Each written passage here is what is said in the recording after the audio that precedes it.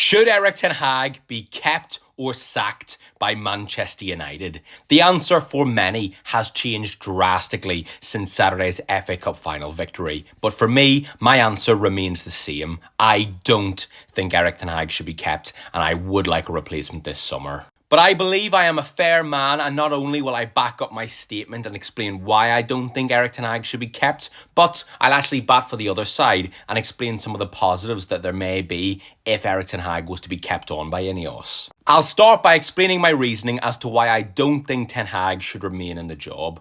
And that starts with the fact that this season has been absolutely atrocious. If we forget the FA Cup final win, which is a huge thing to forget, I know, it has been Man United's worst season in the last 30 years, and Ten Hag has played a huge role in that. Yes, injuries hindered him massively this season. There is absolutely no doubt about that. But in my opinion, he still should have done so much more with the team he had. And for me, not trusting himself or this team, blaming quality, badly profiling the squad and certain players, limiting their strengths, switching between tactics and systems, trying to do two things at once and not being decisive enough were mistakes that Ten Hag made that cost him consistently. And I can't look past that. And he could easily do exactly the same thing next year. Ten Hag also made decisions that were at times mind-boggling, from team selections to substitutions to setups and game plans, mistakes that were very costly, but like I said,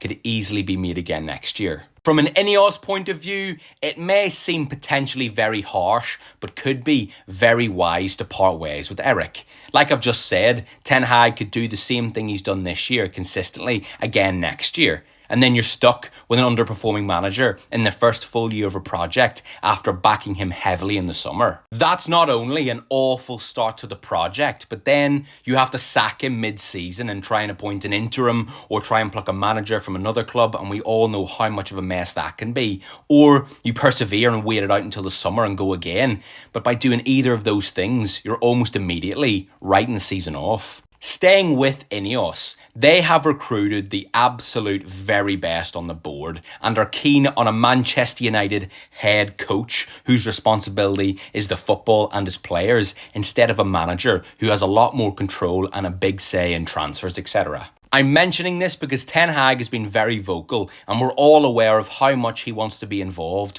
when it comes to recruitment.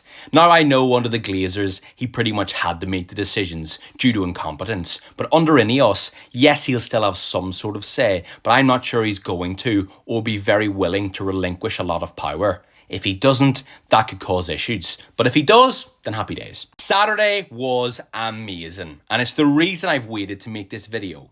But we have to take emotion aside here. We can't let the FA Cup final victory, a one-off game, debunk or excuse what has happened this season. This season, we had our worst Premier League campaign ever, statistically ranking like a per mid-table team, or in instances, a relegation battling side. We have been horrendous. And do not call me negative, but this season is still a failure.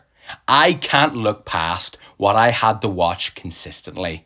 For me, time has to be earned, and in my opinion, Erik ten Hag hasn't earned it. You may disagree, and that's totally fine. My final point is about Erik ten Hag's game model. What type of football does he want to play at Manchester United, and can it be effective and successful? It's very difficult to pinpoint exactly how Erik ten Hag wants Man United to play because he stated it's not going to be like Ajax and he wants to remain a very good transitional side. So you can make an educated guess and say that Saturday's performance is the preferred method, system or style that Erik ten Hag wants Man United to play. Do I like that?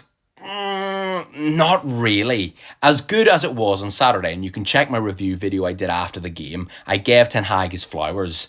I don't think Man United can play that way every single week against every single team and be successful. On Saturday, we were great, but I think we looked so good because of who we were playing, and I promise that isn't criticism, it's just the truth. I also think Erik ten Hag's desired out-of-possession setup doesn't actually suit the current Man United team or the Premier League. It's nowhere near compact enough and relies too heavily on individuals, and I think that will be very costly in the league. I'm not saying I don't like it, I'm not saying it can't work, but it will take a lot of time to be consistently successful week in, week out. To conclude the conversation regarding Erik ten Hag's system and game model, I think it is far more suited to cup football than it is league football, and I don't like that at all.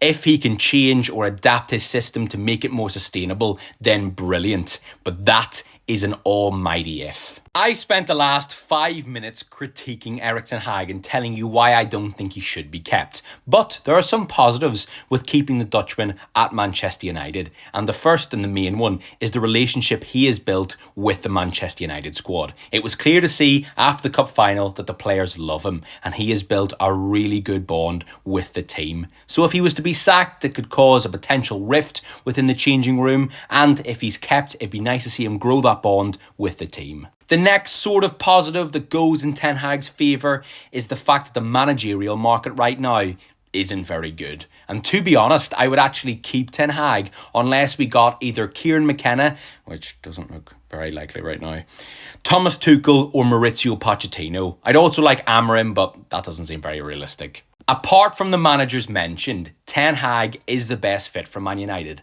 And I think if we are going to stick by him, we should give him a new contract. His current deal expires at the end of the coming season. And I don't think we should let him just have 1 year to prove himself and earn a new deal. I think if we're going to stick by him and back him, we should prove that by giving him a new contract. You either go all in on him or you sack him.